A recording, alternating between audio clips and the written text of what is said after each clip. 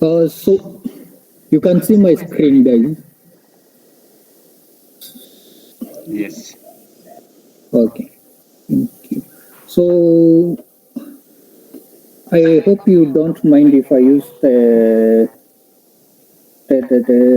notebooks that we are using, because the basic idea is to explain how loops work and the conditional statements. So I can use the notebooks. For non-Swahili speaking, sindio means right. I think to make it simpler, you could have used a plain notebook, and then perhaps you'll be transferring the codes, and then because it's kind of So messy for a beginner. Yeah. we will do everything from scratch. Oh, So wonderful. basically, everything nitatoa kila kitu. Oh, that's great then. So,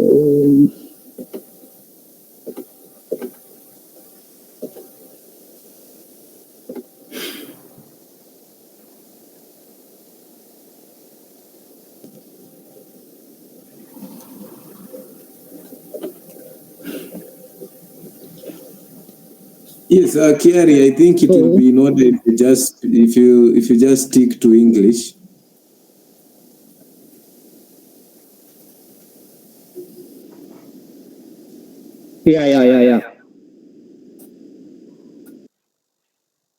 Yeah, of course. Okay.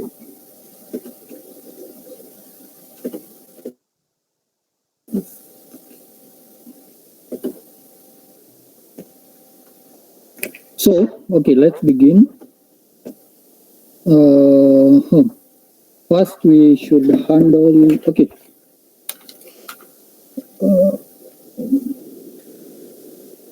So we will first handle for loop, then we will go to while. Then in the loops we will use our conditional statements such that when a certain condition is met, something else should happen. So we will explain bit by bit some of the things. And if I get lost, remember I am a student, so if I get lost, kindly do not hesitate to correct me, or don't second out yourself. You can ask questions. And as you can see, I'm in my coding window, so I can't see any question that will be pasted on the chat. So if you have a question, you can perhaps unmute. That would be awesome. So let's begin. So first we will handle, okay, I intend for us to do everything from scratch. We won't be using what we had provided. So as we get lost and find our ways back and we understand better. Awesome. We good. Okay. And a confession, I'm not good at speaking. I won't say public because I'm in my room, but I'm not good. So if you hear me shaking, that's my wog, my scared person in me. So first thing, for loop. So the difference, perhaps to explain the difference between a for loop and a while loop. For a for loop, for a for loop, you already know, we already know how many times we have to loop. You see, we know how many times to iterate.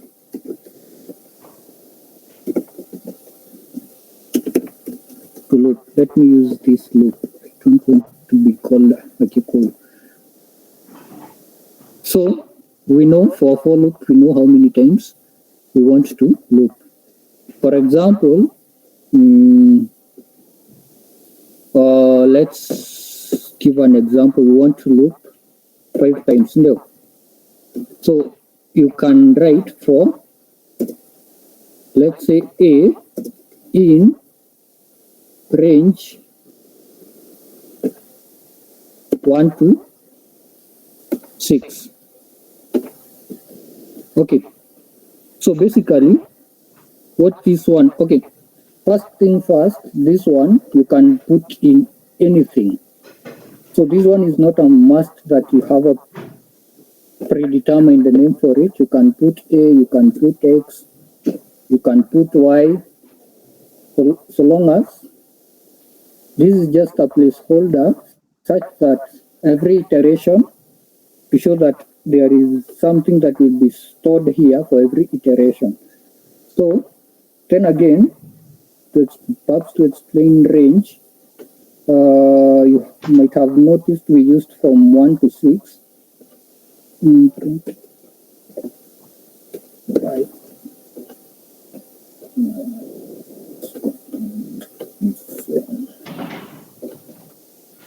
So to explain, so we wanted to print from 1 to 6. So the first thing you should notice when you use the range, if you want to use the range 1 to 10, you end at 11. Very good.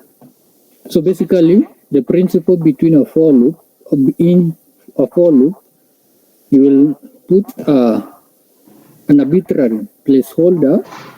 Then you will say you want to loop in what? What are we looping in?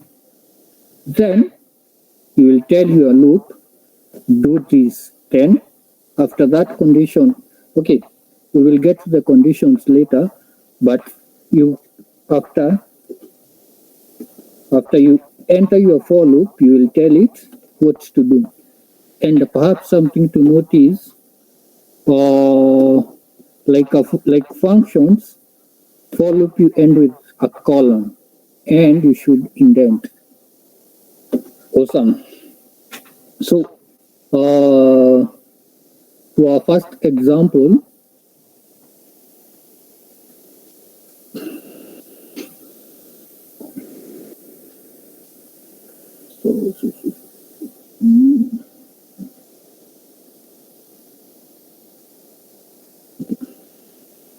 okay, let's use this list.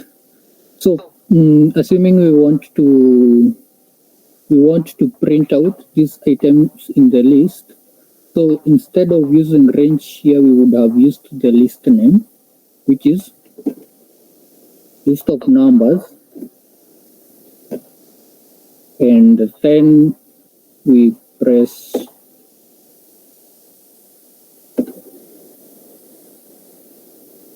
print. A minute, my environment is initializing. Give it a minute. Awesome.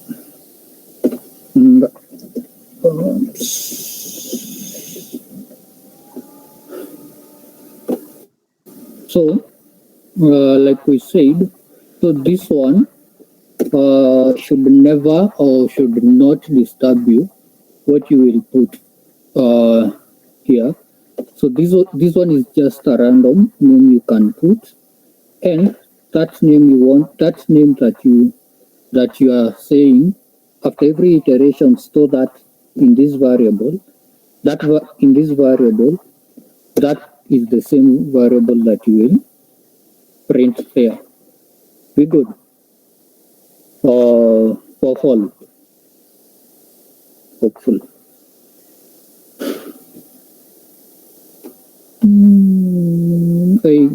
Okay, first let's deal with for loops, then we'll come to while loops to avoid being everywhere randomly.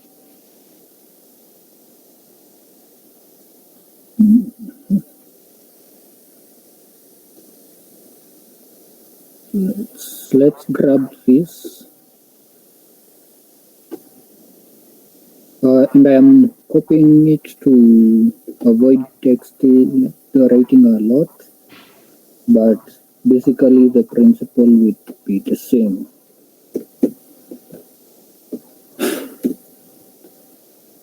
So we have this list of animals. So the list is called animals. So we have that list. So assuming we want to list or to list them out one by one. So basically, you can a for loop syntax will look like this for x in animals.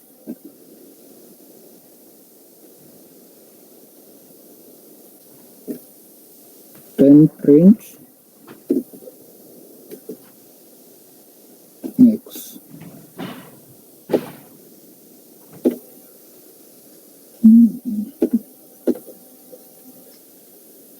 Let's remove this one. So those are animals. So basically, like we said, this is just a placeholder. So I think that needs no further emphasis. So let's undo and try to answer the questions. We can also perhaps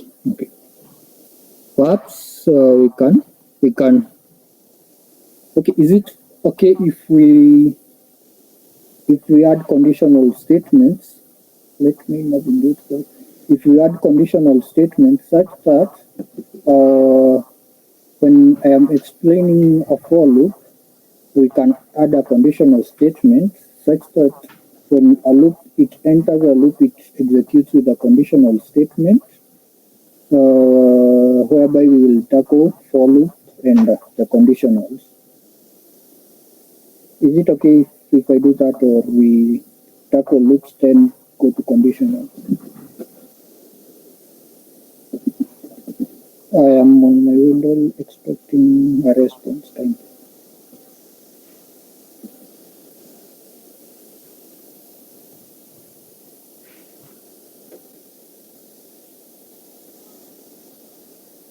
I am audible.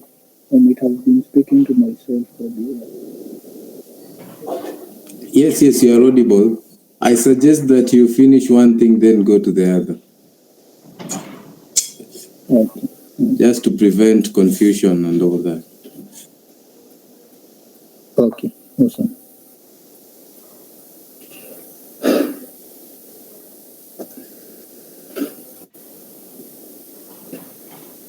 So let's read out this the questions at least.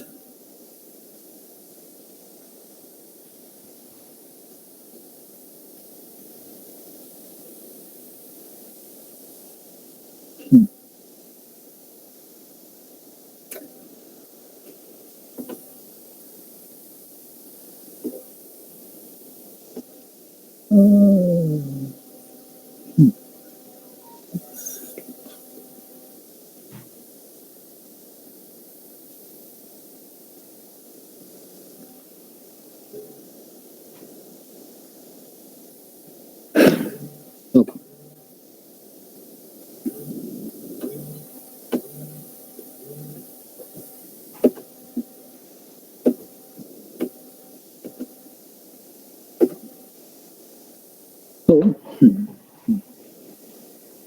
So let's explain for loop using another angle.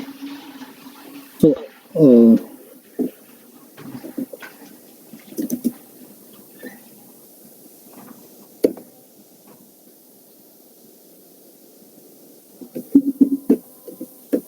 So we'll store a string called elephant in this variable name.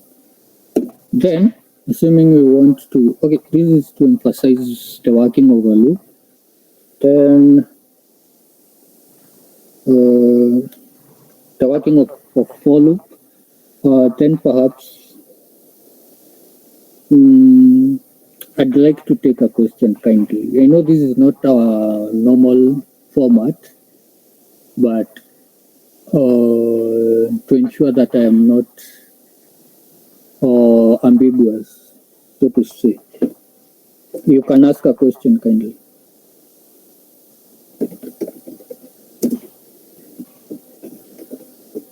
So,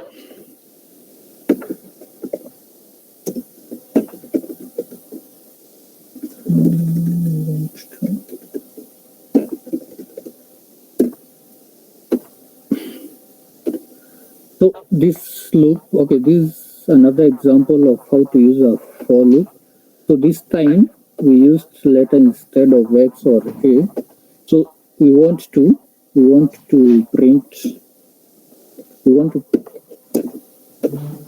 print the letters in this word. So basically, the for loop will come to the variable, then access this variable. So the first element will be stored in letter, then go to the second iteration until we finish.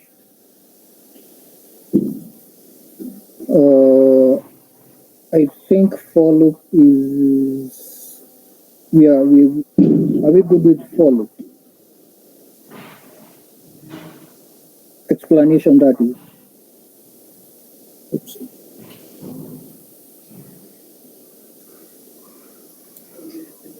Kyria, Yeah. I have a question. So, Okay, nice. what has made it arrange it in like letter by letter? So basically, let's see right here. So basically, what a for loop does, for every iteration, it will print out the result. You see, we had written for letter in this print letter. So the first iteration, it prints this. Let's use break to illustrate. So you see, after we used break, so the first iteration, so the condition was met, so the loop was broken. So what it does, it prints out the result line by line by line by line. So good.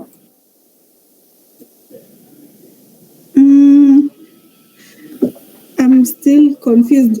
Like, why hasn't it printed elephant? What is the function that has made it break the letters? What's the function? So there is okay. That is basically how a for loop works. So there is no modification. Okay, I think we can make modification, but think of this as tell one. Okay, now I get it. Because it's not a loop or so this is the first iteration.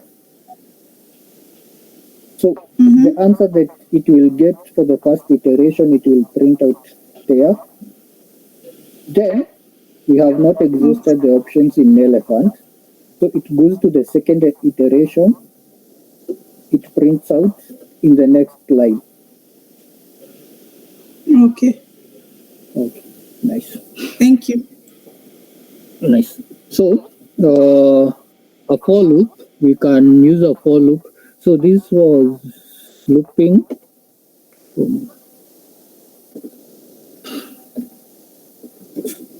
Yeah, there is a question in the chats.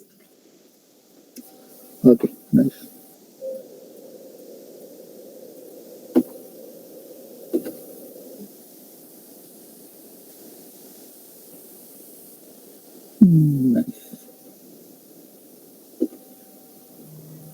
So, so basically, this is like we've said, this is just a placeholder. So let's use I to illustrate. Just to add on what you're saying, Yeah. actually the I that you've written is not actually a placeholder. It's more of a loop variable. Yeah, nice, precisely. You know, a placeholder is a bit something different. Like it's okay, it's something that it's just written there temporarily. Because yeah. Nice, thank you. So, okay. I think that was John. Okay. So, this I is a loop variable such that, think of it this way: a variable, we know it's a container. So every time that loop runs, it has to store the output somewhere. So for every iteration that it will run, it will store in I, or as we had used letter. So letter was just a loop variable where the output of the first iteration of the loop will be stored in letter. When it loops again, it will store in letter. So for every iteration, it will store the output in I or letter. So this is just a container. Think of it as a container where the result of the loop will be stored. Very so. It will be stored. Are we good? I think he can confirm in the chat. John, you can confirm in the chat, kindly. I was asking a question. Okay. During the study material, they were using for I in variable. So they were using an I before the for loop. So that's what I'm asking. What is the so that was for I in variable print I. Oh, nice. So that's the, I think that is ahead of us. It is list the comprehension part, if I'm not wrong. Someone can you can continue then when you get there. I think I get John's question. Yeah. I actually had similar difficulties in differentiating the letters in letter or the I in the variable that one is trying to check. Maybe, Kiari, you can go to the example, to the elephant example. Elephant example. Oh, this Just one. where you're talking about the for loop. Yeah, this one. Yes, like for instance, we have a variable called elephant.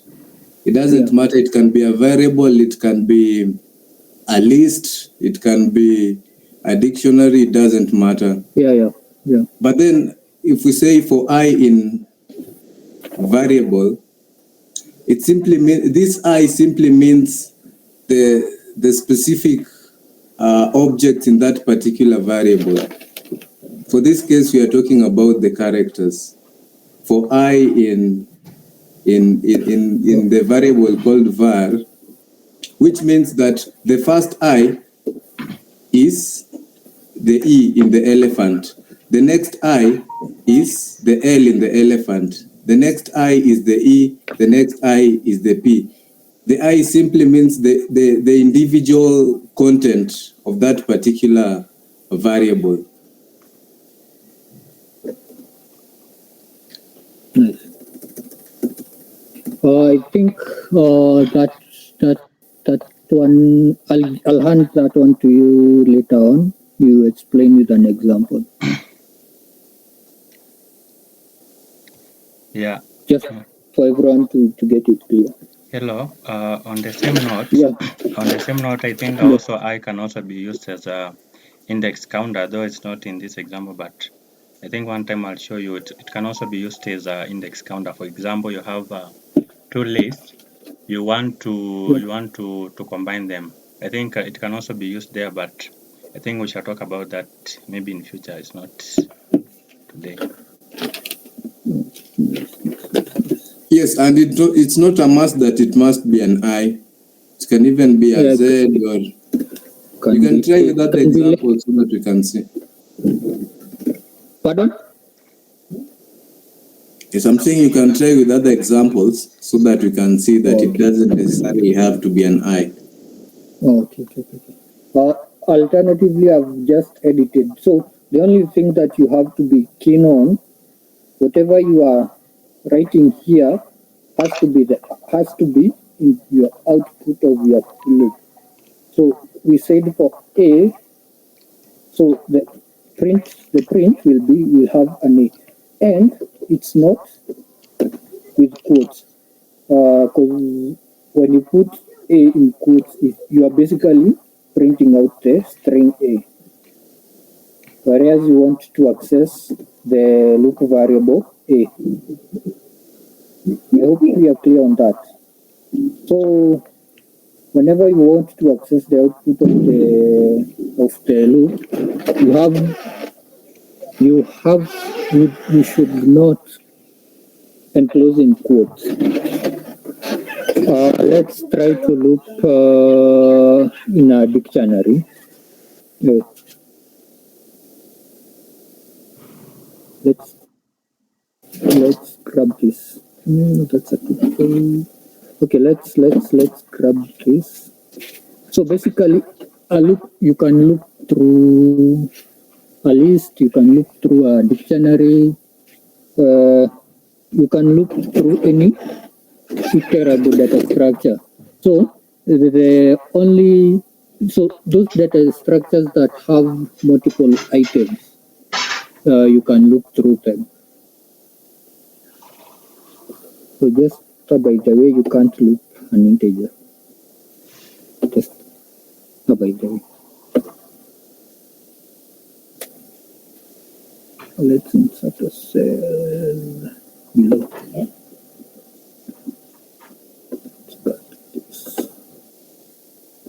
So in this example, we will try to hopefully and succeed. We will try to look through this tuple.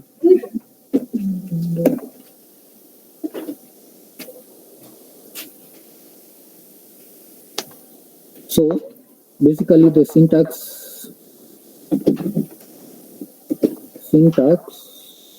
always is for any container that you will want to use. Let's use you in what you want to loop in.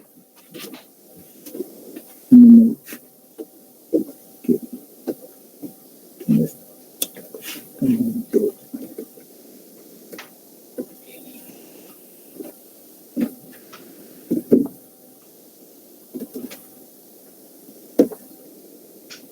Thank you.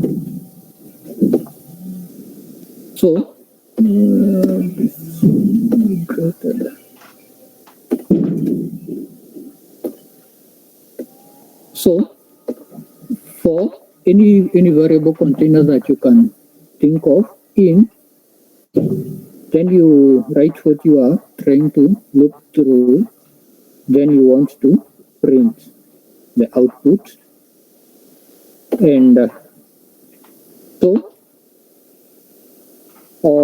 basically that's a for loop in a tuple. So in a tuple you can write here animal.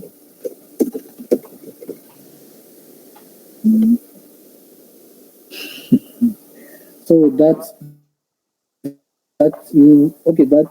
an error we've encountered because whatever we are printing is not valid. Actually, I don't know why we are printing koala, I expected an error. Perhaps someone can help. But basically, we want to print animal there in order to get the items in your tuple. Are we good?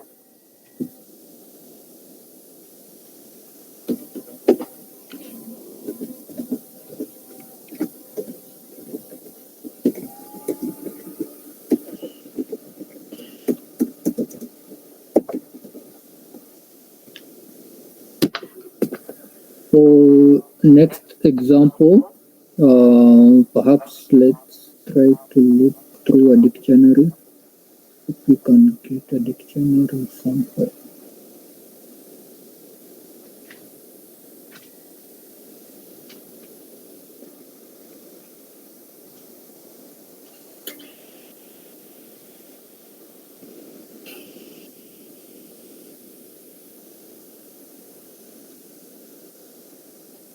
Okay. But a for loop is, we've understood a for loop. If anyone has a question, kindly feel free. Let's interact so that we can clarify. If not, I think I can explain while, unless there is a question.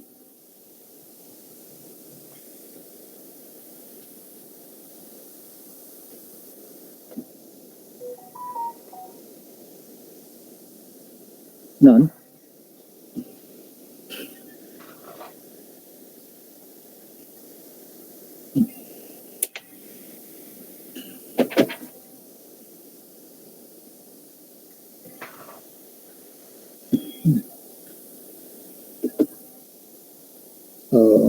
Okay, let me explain using this example. Then we will write our own code and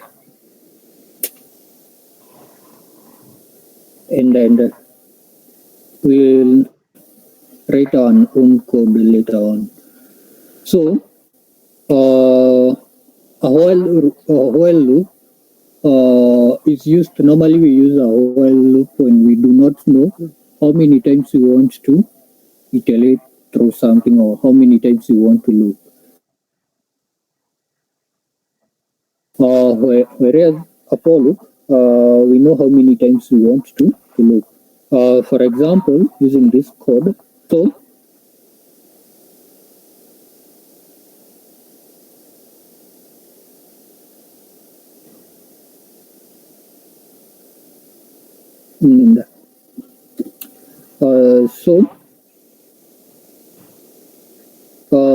the example is asking us to print numbers smaller than 5.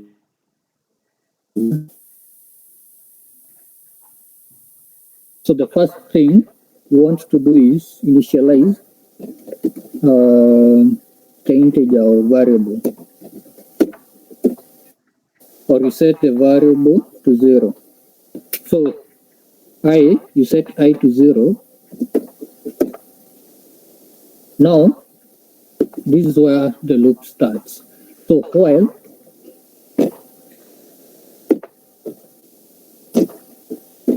I, so you want to print out the value I and add 1 to it for numbers for numbers smaller than 5. So you want to 0 up to number 4. So I should be less than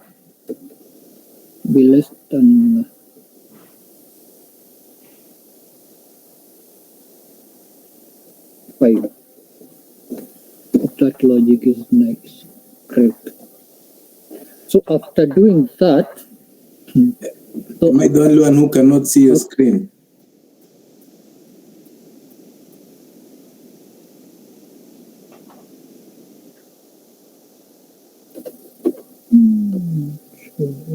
not sure why.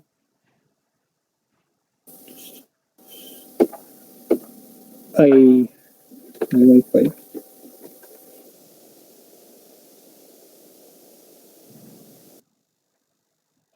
Kindly share your screen, Kiari.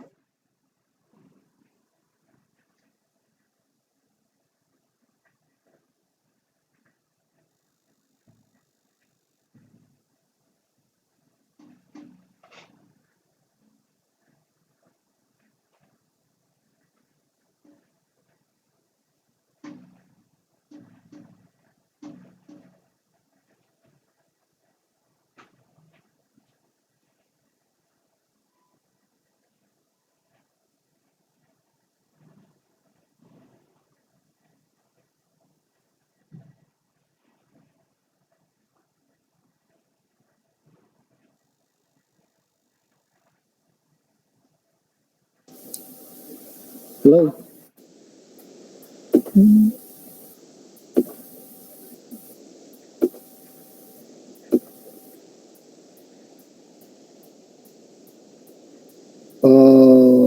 I'm back. Hopefully, you can indicate with the thumbs up if you can hear me.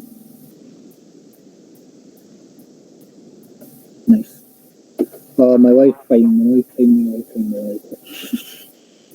I am sorry. So,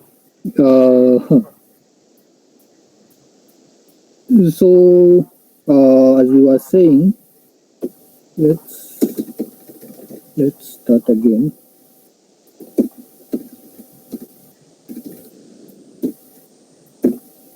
So, you set I equals to 0. Now, while I is less than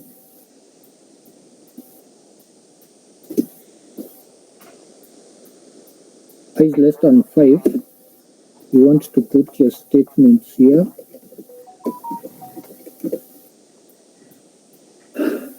So,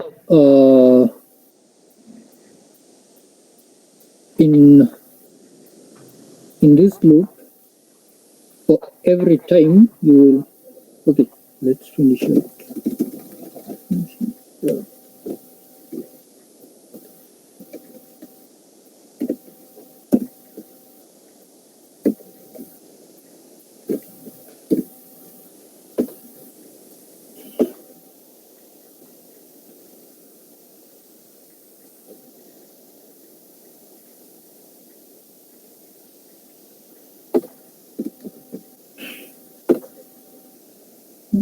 Boring.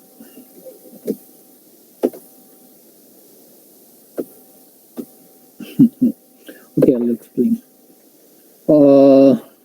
So, first thing you've set I to 0. So,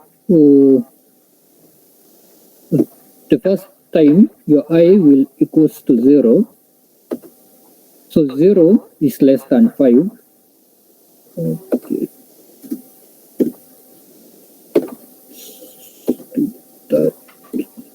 So the first iteration or the first loop, the while 0 is less than 5, it increments, then prints out the value. And that is why we have 1, 2, 3, 4, 5. So on the second time, the I won't be 0 because it has updated. So I will equal to 1. 1 is still less than 5. It increments 1 plus 1, which will be 2. Then it will print out 2. Then the same until we have 5 is less than 5. It will print out, it will increment, then print out. Then loop again. So if you don't want to print out that 5, I think this should fix it. Let's try it.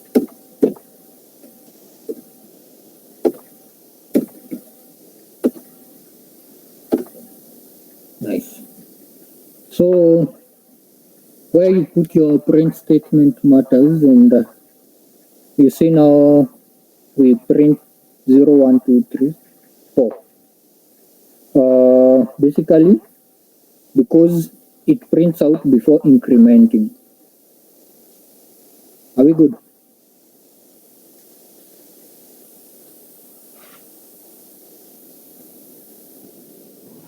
Okay, let's see the examples they give us.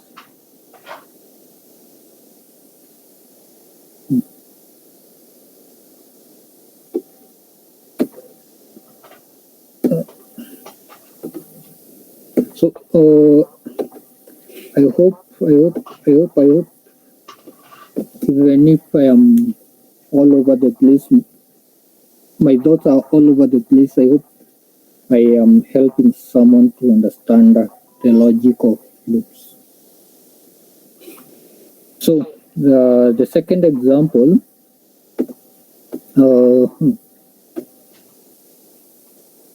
this one was saying adding we want to add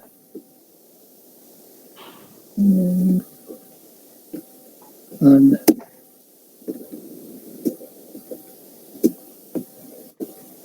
10%, which is 0.1, to a value. Okay, so let's just call on until 5. Until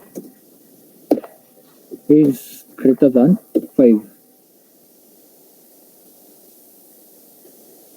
So our while loop, we will say while a greater than 5, then what we would do comes in here. We good, which is population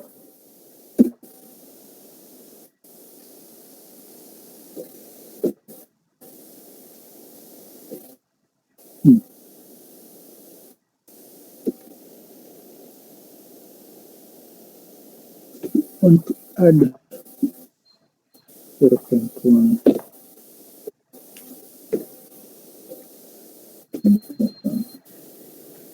I think that's the solution. Then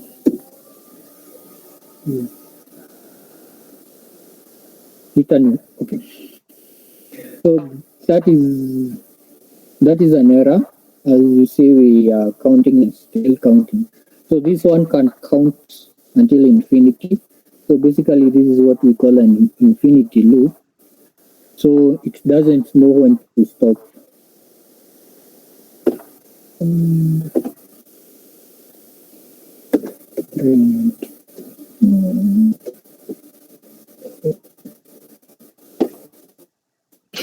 Still an infinity loop. Someone can aid.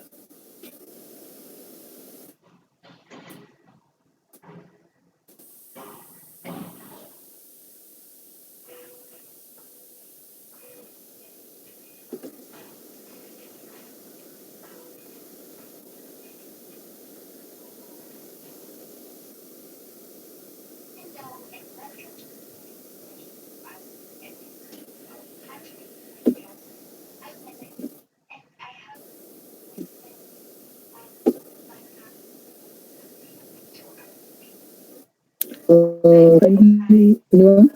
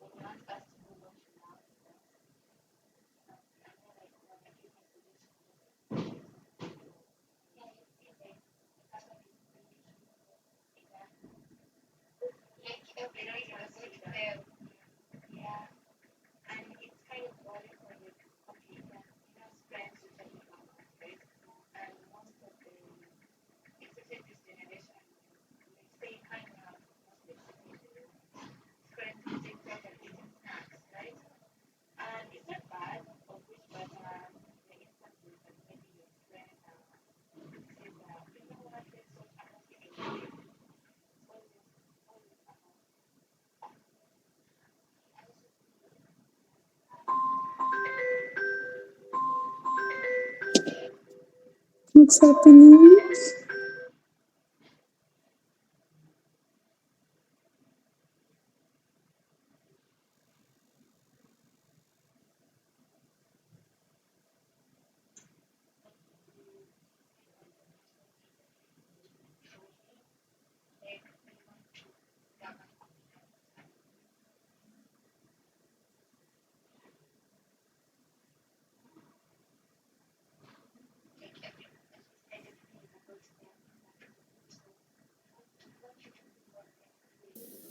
Ron, are you there?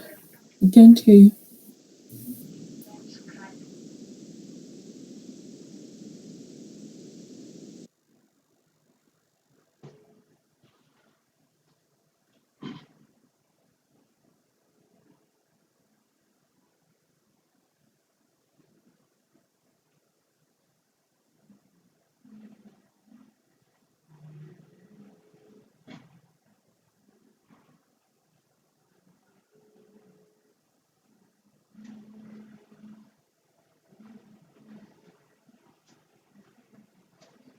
Hello? Is it busy?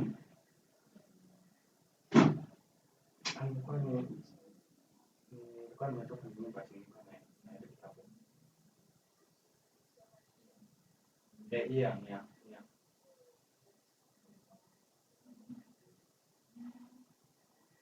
Oh, sawa.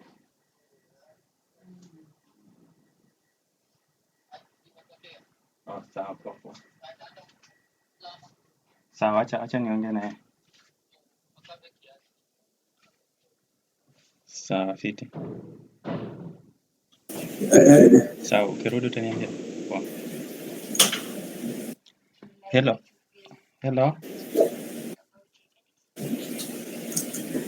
Yes, hello. Aaron has said that he has an issue with the internet. I don't know if Ian you can take it or where were you? Where had you reached?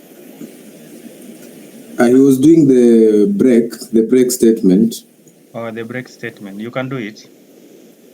Yeah, but then I think I have to download the material. I never had the material ready. Can you give me some few minutes as you also say something as I try to prepare ASAP? Oh, sure. Perhaps let me just share my screen. I'll say something. Once you are ready, you'll just tell me to stop and then I'll pick it. Great.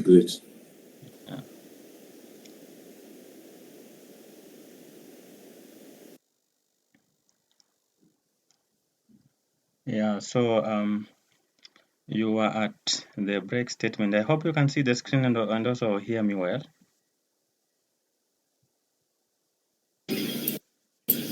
Yes, we can. And then Nehemiah, I Yes. have a request. Yes.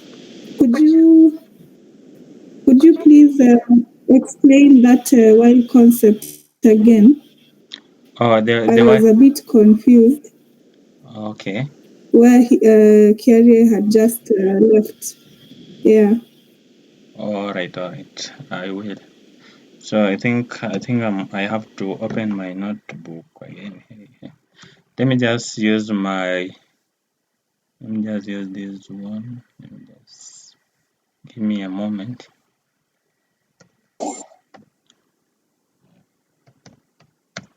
Jupyter, the spelling for Jupyter notebook. Actually, Anaconda usually take forever to open, and that's why I just want to open it direct. Anaconda environment usually take forever.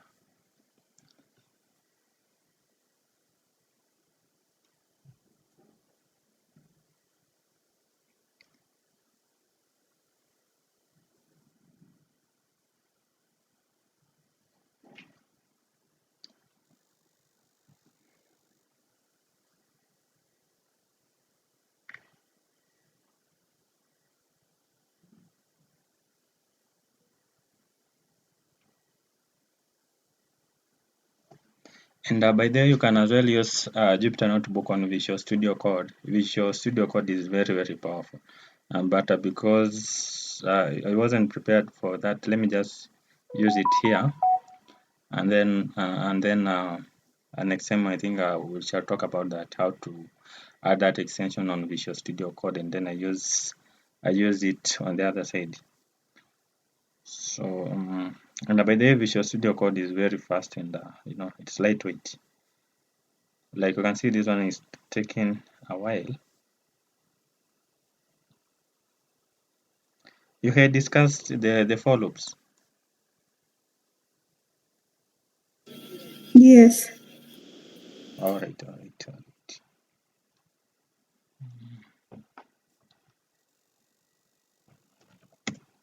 I want to search here and here instead of searching for Anaconda. Anaconda Navigator.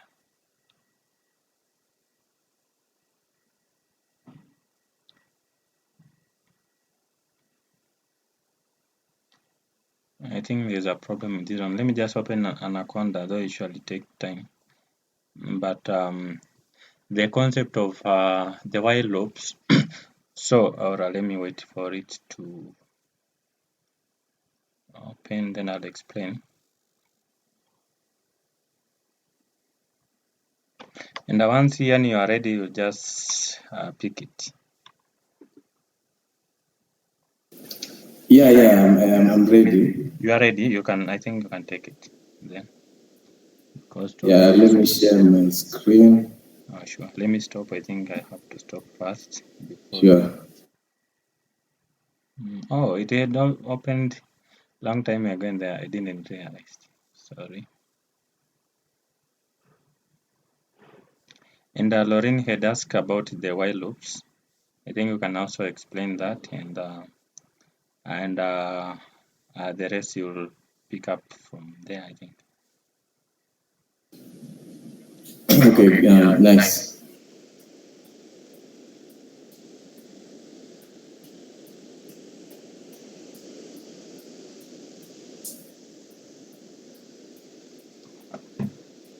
Can you see my screen? Yes, we can. Yeah, and I would like it to be as engaging and interactive as we can. Let's say to be a bit, engaging. Let it be very engaging, not a bit. Yeah, so, Lorraine, you had asked about while loops. Yeah, we use while loops. Yeah, we use while loops when you want to execute a set of instructions, as long as a certain condition is met. Like for instance, if we say something like I is equals to 5, we can say while I is, let's say,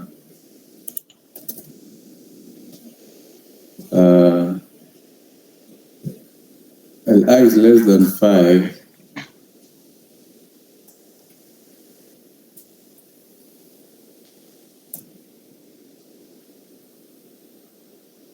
print I. And you don't forget to put the incremental so that it doesn't. And that's one, I guess. And the one that you added in the bracket, I think it's 1, right? It looks like 1. In Which the bracket, in the parentheses. That's 1, not I. And by the way, guys, I think maybe some people might be curious about that I, where it is coming from. I think he's using I as a variable because it stands for index counter, like to do some incrementation. That's why he's using the index counter, but you can use any other variable. It's not a must to be I. You can use any other variable. But I think it matches with the context because we are doing the index counter there. That's why he's using I. Yeah, let's try something like this. What's the question here? What are we trying to print? Now we are saying that we have a variable called I. I is equals to 0. So the condition is while I is greater than 5, print I.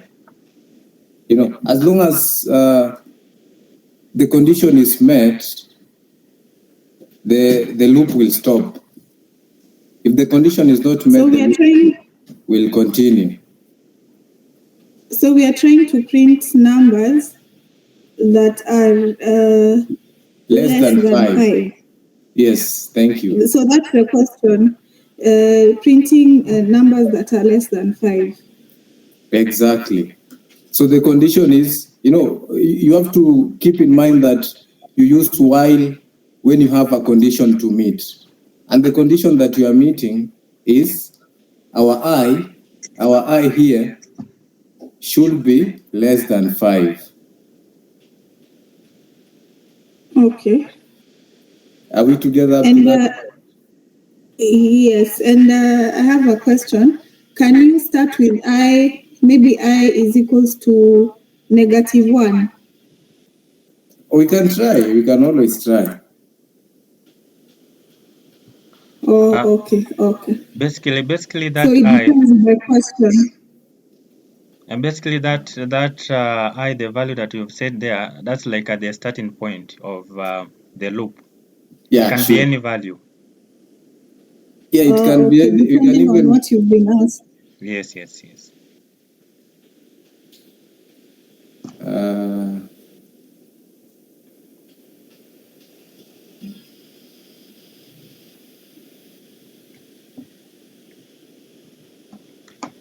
And then also when working with these loops, you have to add that increment. Otherwise, your loop will continue to the infinity. Like you have to add in the if you're not using the break statement, you have to add in that increment value so that the loop cannot like continue. Now, yes, it's an infinite loop. We can go up to millions and yeah, and it consumes the system resources, so you don't want to do that. Okay, let me ask a question. Why is it infinite and yet you have the increment part there? Because if you're saying it's infinite and you have the increment part, because you've said if you don't include the increment part, then the loop won't stop. But you have it. It's going to be, we are calling it an infinite loop because you can imagine how many numbers are greater than 5. Oh, okay. Yeah. So you can go up to billions and billions and billions, Yeah. That's what we're calling infinite loop.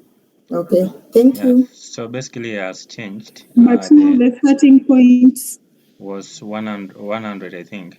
So basically it will look for any values which is more than 5, and then it will print from there to infinity with an increment of 1. Like that. So the starting point is 100. Yes.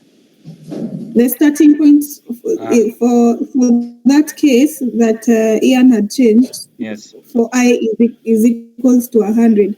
So it means that if we are printing any number that is greater than 5, it will start with that 100. Yes. It will start with that 100. Okay. So that will be the starting point. So any value which is above 5, but it has to begin from 1,000. It has to begin from 100. Although the statement is not that cool, but I think you understand the logic there. So it's going to look for any value which is greater than 5, but it will start to print from 100. 100. So which means if you have any value between 99 and below, it won't print because you've said the starting point to be 100. Even if the statement there, the while loop, says that any value above 5, but now the starting point you've set it to 100, so it will print from 100 onwards.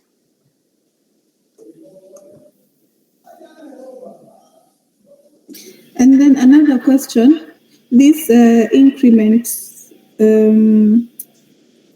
this plus equal. Yes, yes. That's the purpose of that is to increase per line. So it only works with numbers. You can't use that with words. Yes, yes. That's an operator is an increment operator. So it works with the values, with the integers. Words, not words. Those numbers. It works with the numbers. Yeah. It can't work with Okay, strings. thank you. Yeah. Welcome. Yes. Any other questions?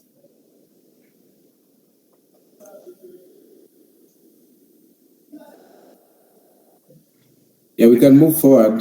He had talked about for loops, while loops. We were just talking about it now. I want to talk about what we call loop controls. We have seen that we can have some infinite loops, which to some extent is not good for the memory of our machine, and it's also very hectic dealing with infinite loops. So that's why we have one of the loop control statement called break. Yeah, so break is a very important loop control statement that stops the execution of the particular loop that you are actually working on. We can have an example of a break statement.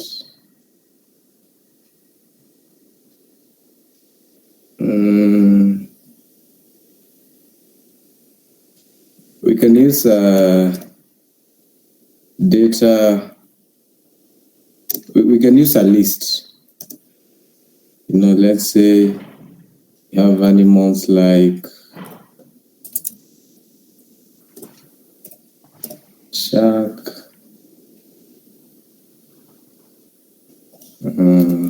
cat,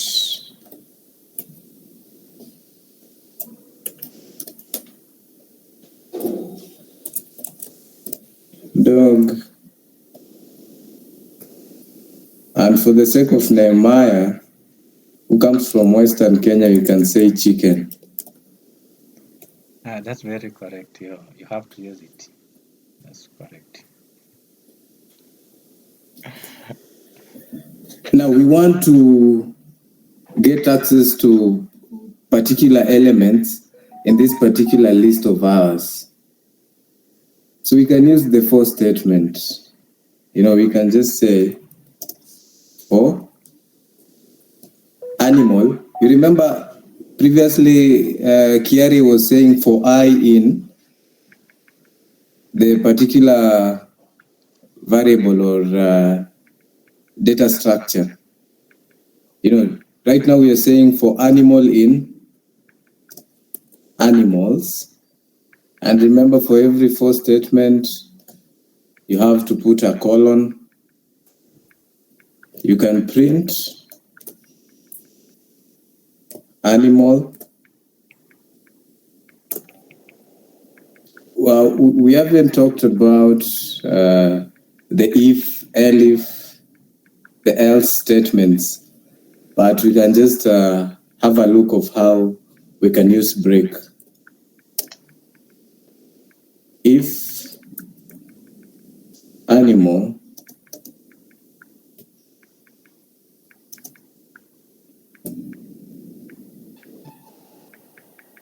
we can choose whichever animal that we want.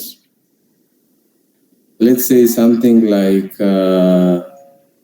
dog.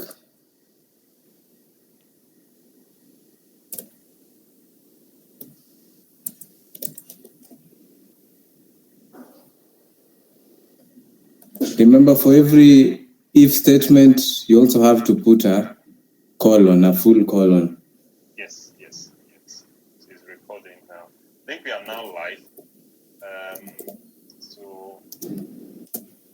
Right now. So we want to access this particular element in our data set, in our list that we are calling it animals. So for every single element which we are calling animal in our list, which is called animals, we want to print the animal, and now we are introducing a condition. If the animal is a dog, we will print, we can say something like dog is found, just something like that. Dog found. Yeah. And after we've done that, let's just do this first to see what happens.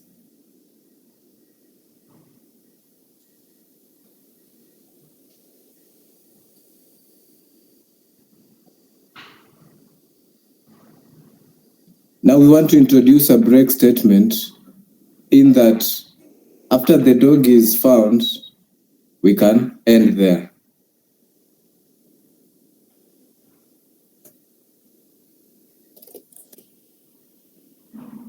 Let's try this and see what will happen.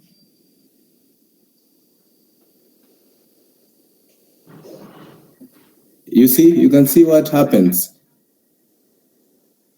After we've gotten our animal, which is dog that we are looking for, we have instructed a machine to print the dog is found after we found the dog. You saw the difference. If we remove the break statement, it will print till the end, chicken. As much as it will include the statement that we've instructed it to print. I'm not sure whether we are together up to that point.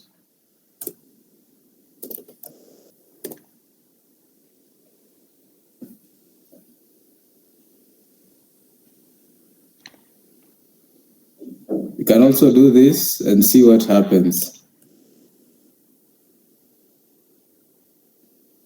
You can see we've stopped accessing the elements in our list after getting to the element dog.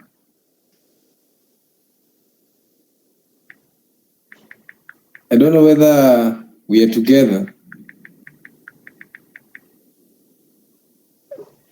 Let me hear your response, guys. Yes, we are following, sir. Any question? Ian, Yes.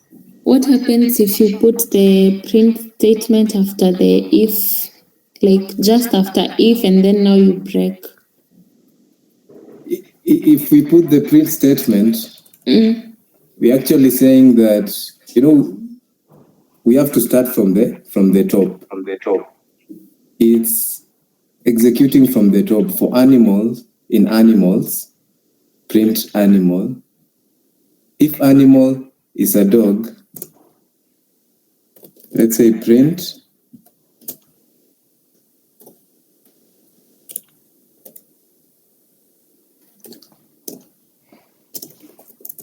dog found. If we just have this statement, we've used for to access each element in the list. So we are going to access the output will be shark, cat, dog. Then after dog, it will print, since we have reached to an element called dog. By element, I mean the items in our list. The individual item, the shark, cat, dog, chicken. So we've introduced an if statement. So if the animal gets to the dog, we are going to print dog found.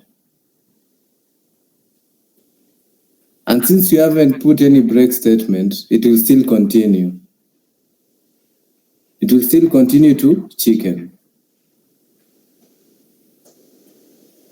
But if we put the break statement, it means after we found the dog and we've printed dog found, that's the end of our loop. We are not going to move to chicken. Okay, that is understood. Good, thank you.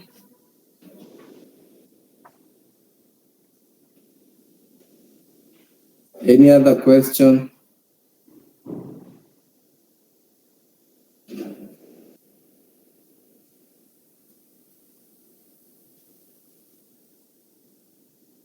Are we clear up to that point?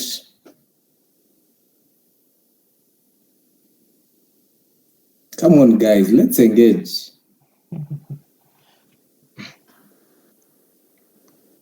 Yeah, I think when people are silent, it means they've understood. Okay. But also it's good to talk so that I think it can be kind of a discussion, not like you're talking to the computer alone. Yeah, sure. It's very good idea for people to react. And I see people are using the reaction on the Google Meet. Because you are seeing the screen, I think people should just unmute and speak instead of using the reaction, because I think you can't see it on your end. Yeah. Since I'm sharing, I'm not able to see. Yes. So people can just unmute and say something during the discussion. Don't keep quiet. Yeah, great. So now we've talked about the break statement. We can talk about the continue statement. So the continue statement is the opposite of break statement. You know, for us here, we wanted our loop to stop after we've reached at this particular element called dog. Yeah, I hope all of you understand when I talk about element, I mean these individual items in the particular list that we have. The list is basically the data structure. Yeah, so let me talk about continue. I'll just use the same example, and let me print continue and see what happens.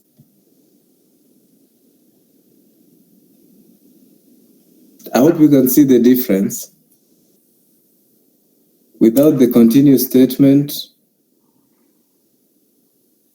it prints everything, and it only adds dog found. Let's go step by step. So what we want to access specific elements in our list. Our list is called animals. We have shark, cat, dog, and chicken. Now, if you want to access this particular element, we're going to use the for statement. So we are saying for animal, which is a single particular element in our list, which is in animals. Our list is animals. Print animal. Now, print animal is, we go back to here. Print animals from our list called animals. Then we introduce a condition. If animal is dog. Now this, our code is actually looping around the particular element, the individual element. It has gone through to access the shark. By accessing, I mean it will give us an output called shark, which is here. Then it will go to the next one, cat, which is here. Since we've instructed it, for each element in our list, give us the output of the particular element in that list. I hope I'm not confusing anyone. Okay, so for the animal, in animals, print animal. So behind the scene, the machine knows that you are telling it that we want to access these individual elements. So once it gets to shark, it will give us the output shark. Since we've instructed it, print animal. Once we get to cat, it will print cat. Once we get to dog, it will print dog. But then it will get to the dog part and realize that, oh, there's this additional statement, a condition. And the condition is, if the animal is a dog, we have now reached to the single element called dog, single item in our list called dog. Let me use item consistently to prevent confusion. So our item is dog. We've reached at this particular item called dog. It will print dog found, which is here. Remember, it's a loop,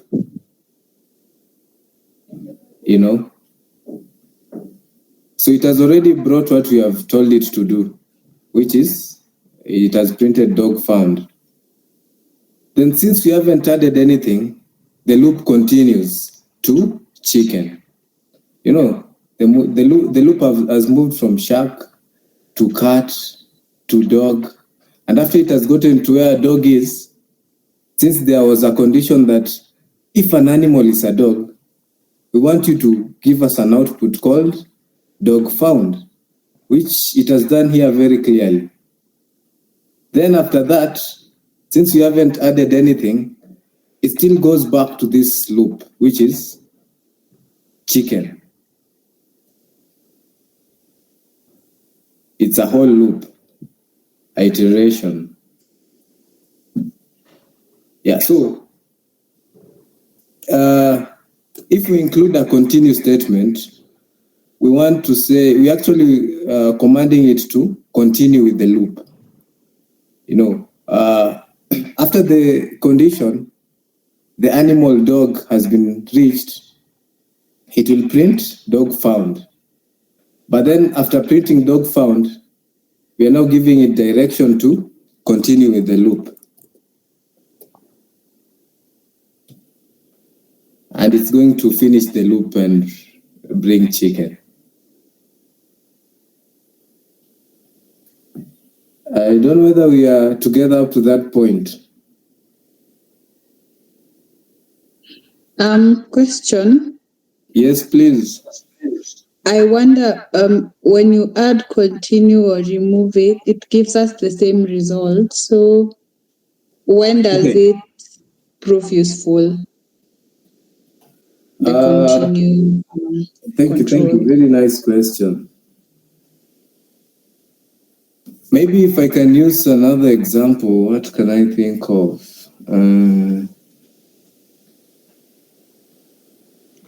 If we just remove the continue, it will continue with the loop. The same way as when we just add the word continue. But let me think of another example. Let me see if I can get an example.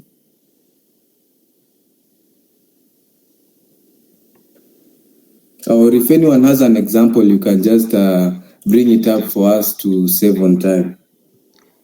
Okay, I think to better explain this one, let's try to, or you are tackling the for loops, or I can try, for example, with a while loop, so that. Sure. You can go ahead and try. So what you do, try to type, for example, in a new cell, try to type, for example, I equals to 1, and not equal. Actually, we are assigning that 1 to I. It's just okay. I'm just trying to. Yeah. And then, for example, use while, for example, while I, we are using I in this case, for example, is maybe less than 10. Let's say less than 10. Less than, let's say it's something like 10. And then in the next line, and then add, for example, increment by 1. Increment it by 1. And then add another if. let's say if I equals to 1 equals to 5, equals, it has to be two equal operator, equals to 5, and then close, and then let's say continue. Type there continue, and then print there at the bottom, adding should be in line with the if. Type there print. So print that I. So to explain this one is like this continuous statement. We can stop. We can as well use to stop the current iteration and continue with the next. Now in this case, like if the statement is going to iterate these values from 1 to 10, but now when the continue the condition is 5, is going to skip it, and then it's going to continue from let's say 6 to continue to the rest, actually to 10. Can you try to maybe run it so that so you are not going to see there 5. So basically, the continuous statement can also use to stop the current iteration and continue with the next, based on the statement you provided, the condition you provided there. I don't know if people are understanding how it works. Yes, that is quite clear. Okay. Yeah, that is really I have a question. Yes.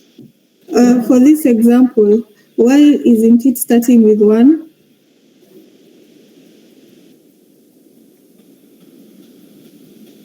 And we've stated that the starting point is 1. I think there is that incremental. Yeah, there is that increment that we have added here. Like if we were to say 0, let's see what happens. You see, it starts from 1. So basically, Lorraine, we in our statement in the first occurrence, we say that we are incrementing, we are doing the increment by 1.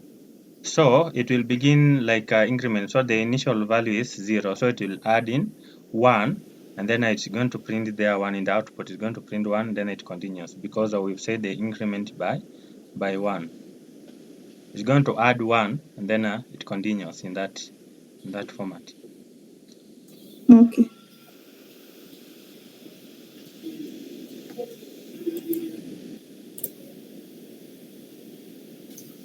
Guys, I also want to point out something.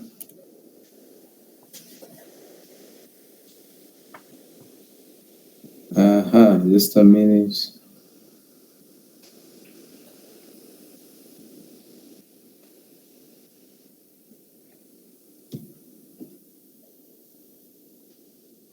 That one, it can't work because the print should be in line with that if, the second if. Oh. Yeah, sure, thanks. Yeah, now I want to mention something about the indentation. Like you've seen, the print cannot work if it's not well indented.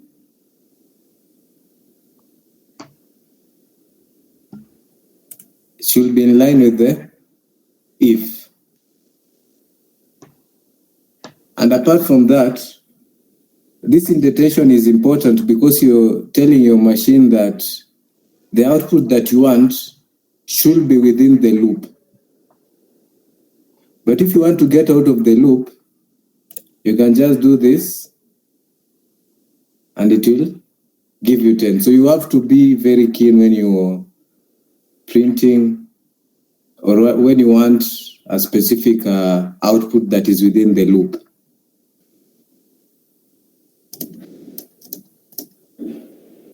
So it's important to also pick out on that.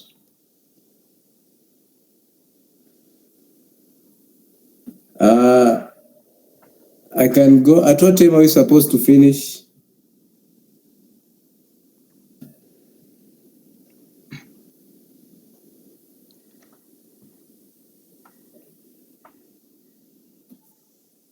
Yes. I think we can finish any time. Maybe have you covered everything? Because we can as well use we can as well use the other conditions like the else, elif. Have you tried Yeah. that? We can talk about yes. the other conditions.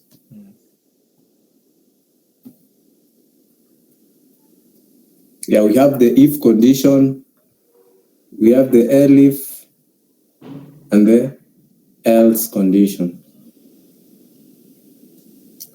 By just using an example.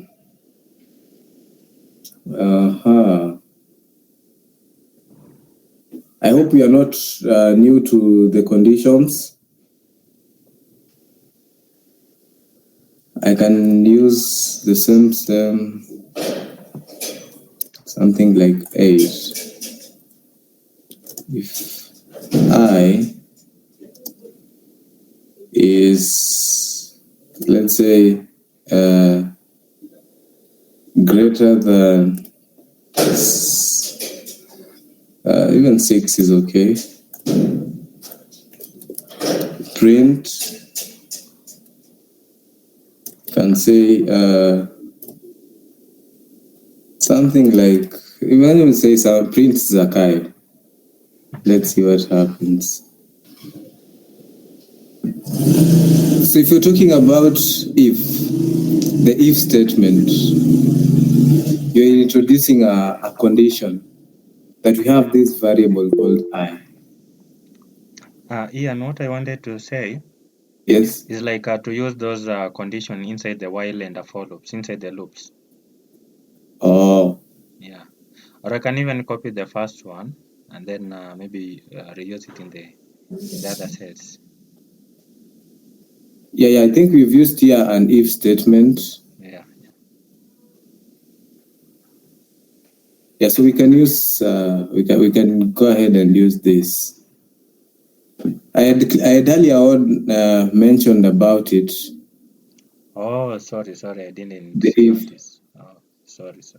So unless someone maybe wants us to repeat.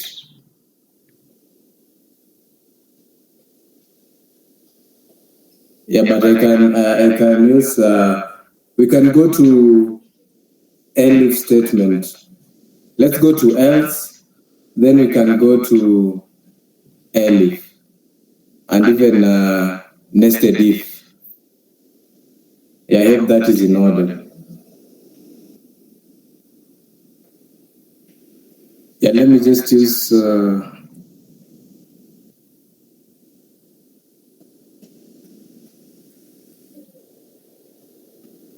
Yes, we have a variable I, which we have assigned 8. So if I is greater than 6, we're going to print Zakai. But then, this condition ends here because we have achieved our motive, and our motive is that I, being greater than 6, we want an output called Zakai. Now, if our first condition is not met, and we want to move to the second condition, we now have to introduce something called else statement. So our first condition is, if our variable I is greater than 6, we're going to print Zakai. But then it will be useless to include the else statement since the first statement is already met. But what about us saying,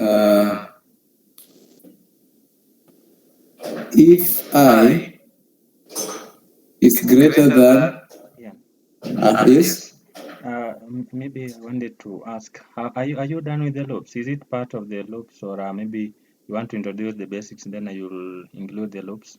Yeah, let me introduce the basics, then I'll include the loops. Great, that's great. Yeah, I'll include, it will be a bit complicated if I talk about the if statement within a loop, and I haven't talked about how they are used individually. Oh, that's great. I thought you had finished the loop, so I was so curious. But thank No, you no, for that I just mentioned here. Oh, okay, thank you. Yeah, guys. So as I was saying, our first condition is if I is greater than 100, we're going to print that specific output. If that condition is not met, we're going to print, let's use an example here that you can just remember. You can see the difference that our variable I, which is equivalent to 8. Now the condition is, if our variable I is greater than 100, we want an output called Zakai. And if this is not met, we'll move to the next condition, which is to print the output tags. And since our first condition was not met, we added the second condition, which is to print tags, and this is what we got. But if we achieve the first condition, we will not move to the second condition. Like for instance, if I, variable I8, which is logically less than 100, if I is less than 100, we're going to print Zakai. Else, print tags. So let's see if the first condition is met, we will not move to the second condition. Let's see what happens. And that's it. We've already met our first condition. So that is what we get. I don't know whether we are together up to that point. Any question up to that point?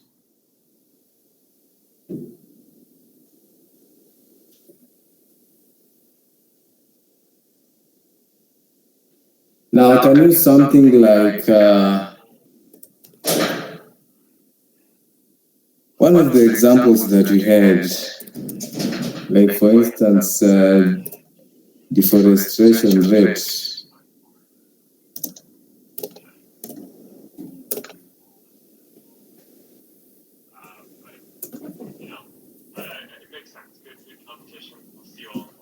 And now I want to introduce the elif statement. Remember, these are two conditions. What about having more than two conditions? You know, we want to achieve something, but at the same time, we have conditions that we have to meet. So you can go ahead and say if deforestation rate, we can say is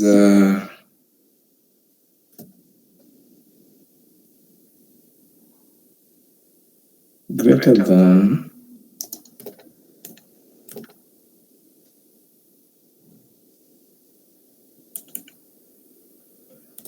let's just use this.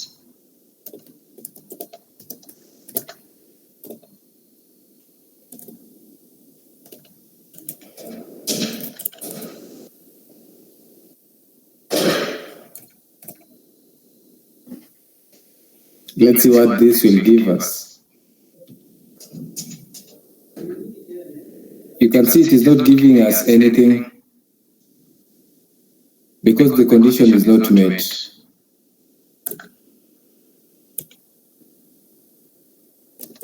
Now, since we want to have more than two statements, we will use elif.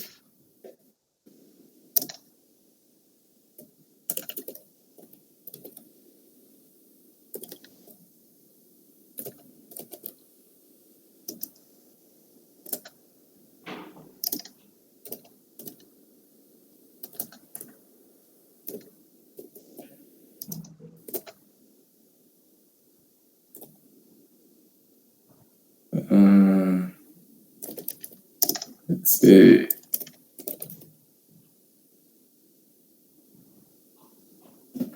Let's run this and see. We haven't met the second condition, so we move to the third condition.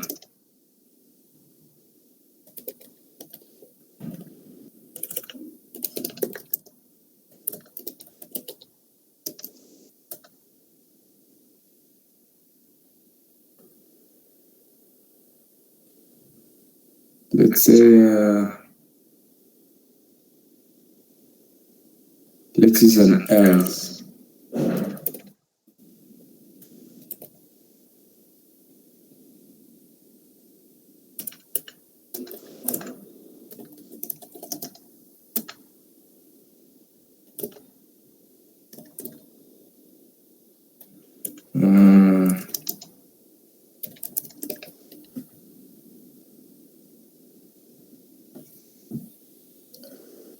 So now let's break this down. We want to look at the deforestation rate, which is equals to 0.10.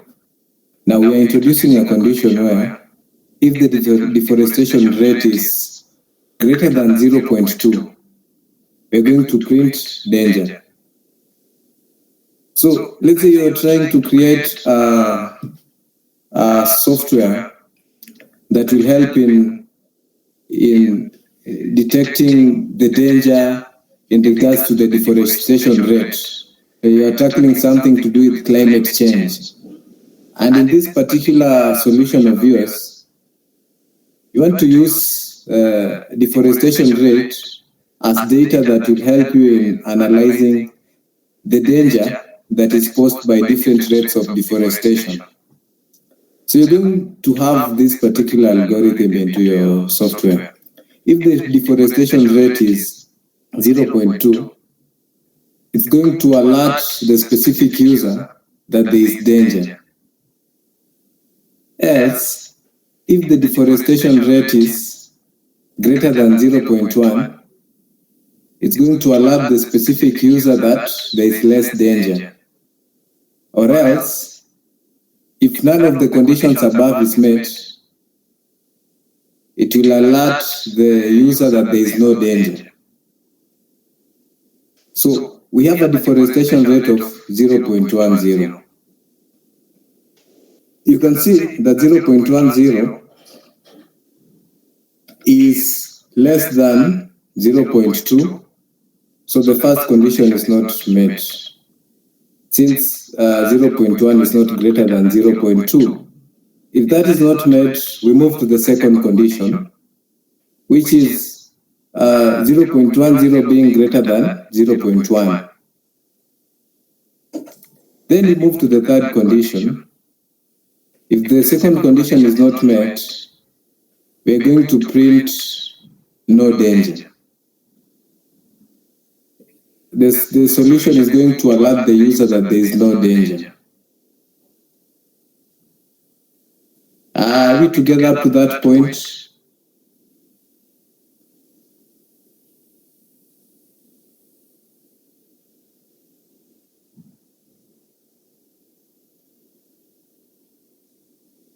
We can use the elif condition as many times as you can, depending on the conditions that you have.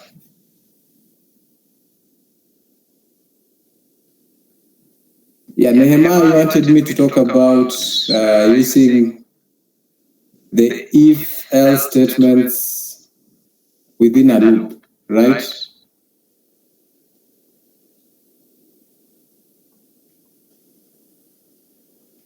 Hello?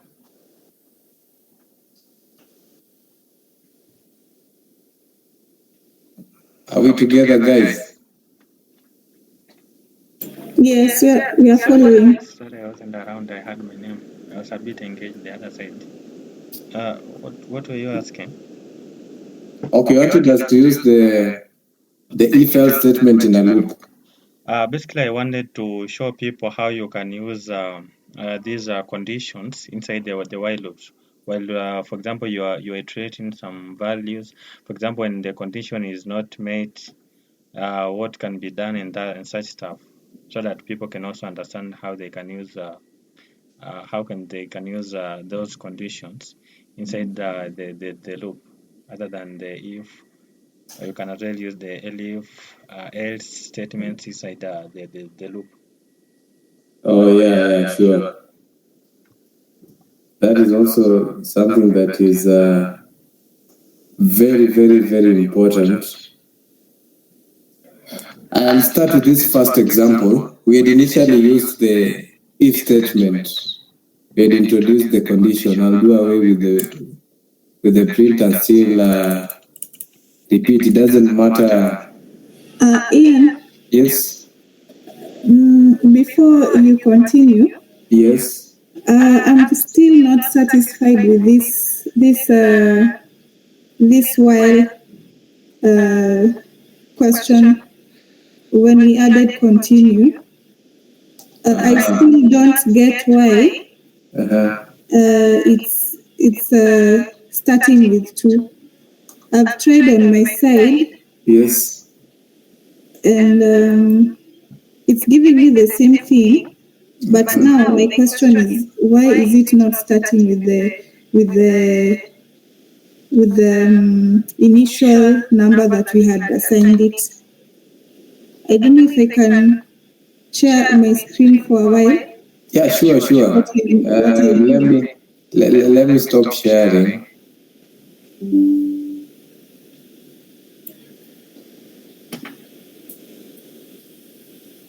Yeah, you can now share. You can see my screen? Yes. So my question is, this was the initial question that we had, right? Where we were trying to list numbers that are less than 5. Then our initial start, we started with 0. So it gave us 0, 1, 2, 3, and 4. So when we added the continue to the same, it gives us from 1. But it still skips 2. But my question is, why can't it give us 0, 1, and then skips 2, then 3, 4? So that was my question. What is making it to start with 1 and end with 5, as opposed to starting with 0 and ending with 4 and skipping 2? Before you respond, yes.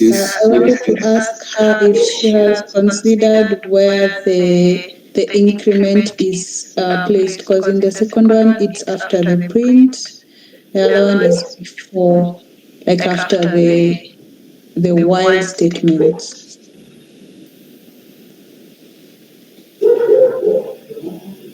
So what exactly does that mean?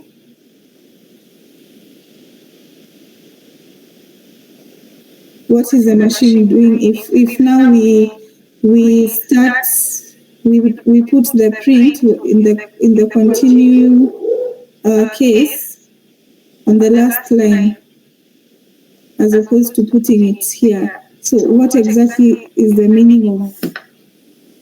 Okay, can I maybe? Okay, let me first answer, then Nehemiah, you can join in. Then, for us, actually for your example, you've said I is equals to 0. Now, the statement I plus is equals to 1 means that it's actually an increment on iteration. In each iteration, the I is incremented by 1. I don't know whether we are together up to there. Yes. Yeah, like for instance, what you're going to do is, we can just have, you can use an example, I is 0. We are iterating up to, 5. What is less? I is less than 5, which means we'll get up to 4 since we're starting from 0. 0, 1, 2, 3, 4, 5. This Just one. remember on the first one. Yeah, there. Yes. So remember we are saying if I is equals to 2, continue, print I. So we are moving from, we're actually having an increment by 1 in each iteration. 0 plus 1, which is 1. Then we've said, I don't know whether you're following up to the 0 plus 1. Our first digit that we are going to iterate is 0. Plus 1 is 1. That is 1, which is our output here. Then there is a condition that if I is equals to 2, continue. After we've moved from 1, we are going to 2. 2 plus 1 is 3. 3 plus 1 is 4. 4 plus 1 is 5. And all these digits that have been incremented by 1 are less than 5.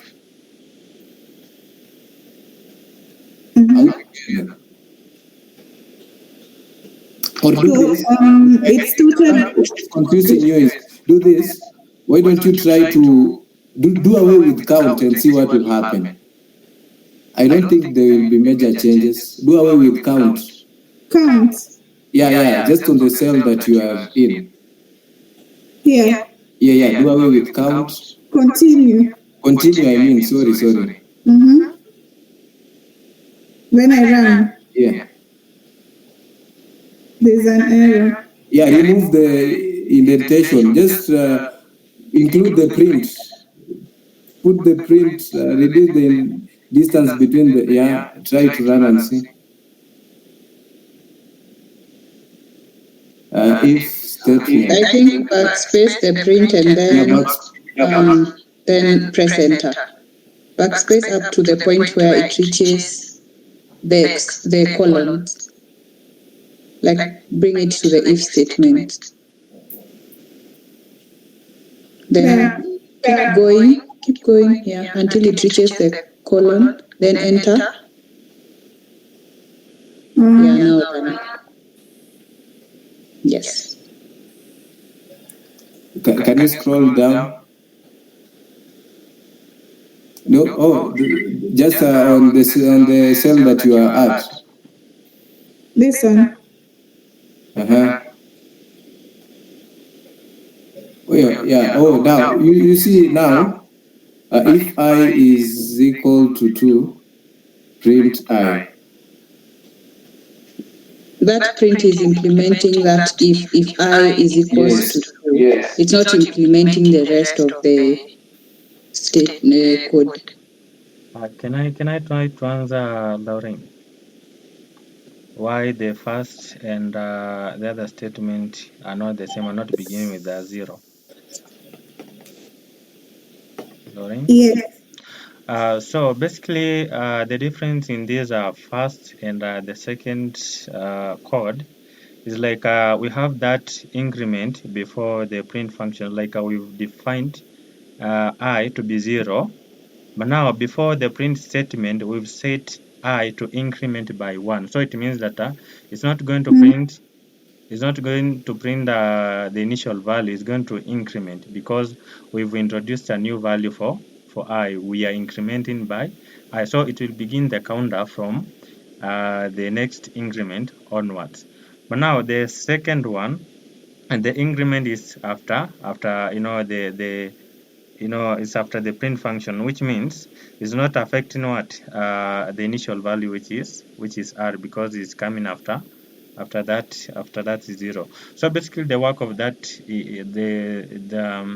the first increment there is to increase the value. Is like it's going to increase to increment by 1 until the condition is met.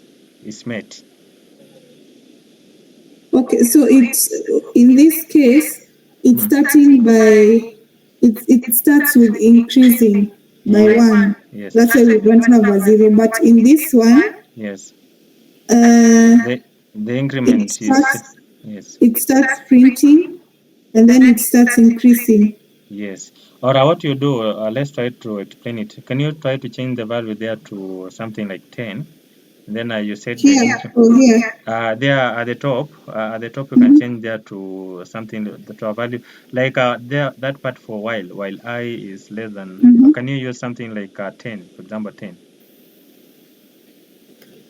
I is less than 10. Yeah, and then for I itself, you can change to some value like let's say 2.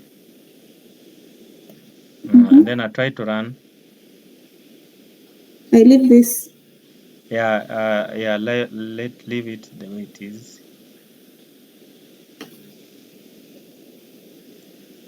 No, no. What I wanted to do, try to change the increment value. I think that was the main target. Can you change the increment value to 2?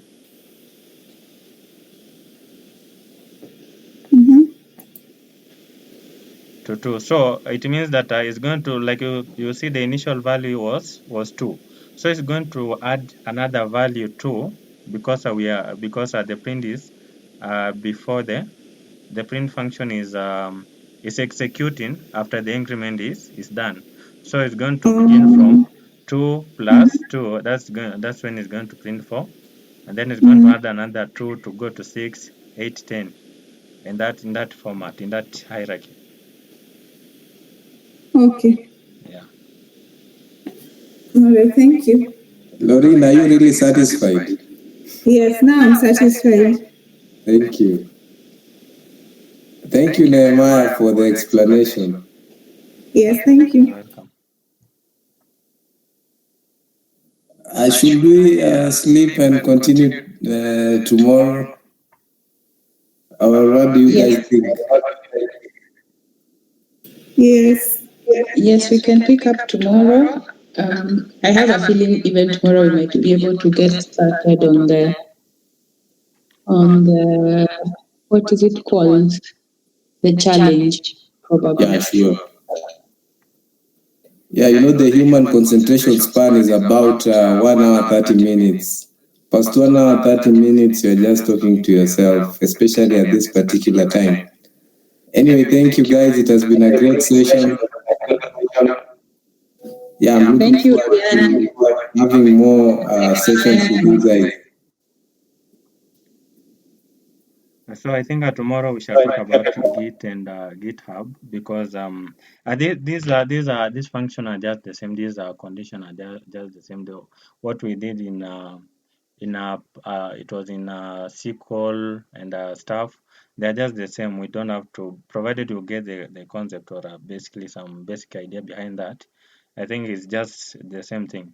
So that to cover a lot, the content for this week we can do with Git and GitHub, and then we shall talk about the challenge. I don't know if it is a challenge somewhere, but other than repeating the same things, I think this just apply this condition applies like what we did with SQL and the rest. They're just the same things.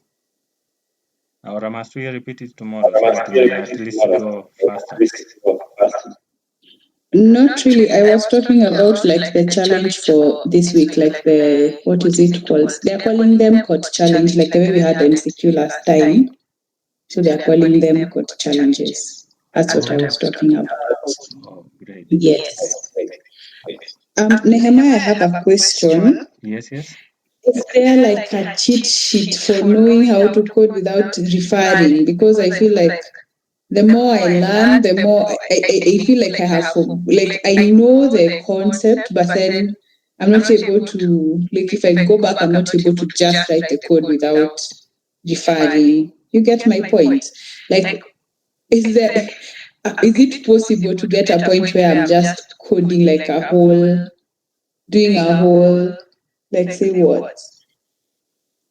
Like coding without thinking. That's the point. Yeah, it's there's Just because I'm able to write small sets, but I'm not able to write like a whole mini of code. Long lines, endless lines.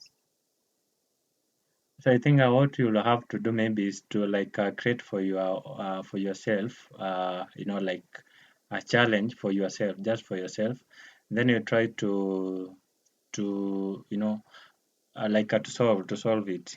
Something complicated, because what this team, what Explorer they are giving us is like the basics, the concept, or the syntax. But now you can try to solve something to try to solve something that is somehow serious. I think that will be the best way to understand these things. Otherwise, practicing with these basic things, I think you will forget. But when you use it in real life application, I think you'll understand it in a better way. For example, tomorrow, we shall try to create something useful out of it if we'll have time to complete Git and GitHub, like to create a real challenge, something like how can I put it? Something like a bot. A bot, like when you type something, it fills something. I think we shall talk about that maybe tomorrow. Like what I'm trying to mean is you try to create for your own something, some challenge, or you look somewhere, then you try to do it on yourself. It will be the best way to understand it, other than these basic, stuff. But don't think there's provided you know the function, the work of those function or loops and stuffs. I don't think there's a cheat sheet for that. You can just try to create your own challenge, or you look somewhere, or you can even use a ChatGPT to get some challenges, and then you try to do it on yourself based on the concept you've learned. Okay, thank you. You're welcome. Otherwise, tomorrow. Just to add on what you have said, Nehemiah. Yes. Yeah, I think I cannot capture her name well. It's just I can see PG.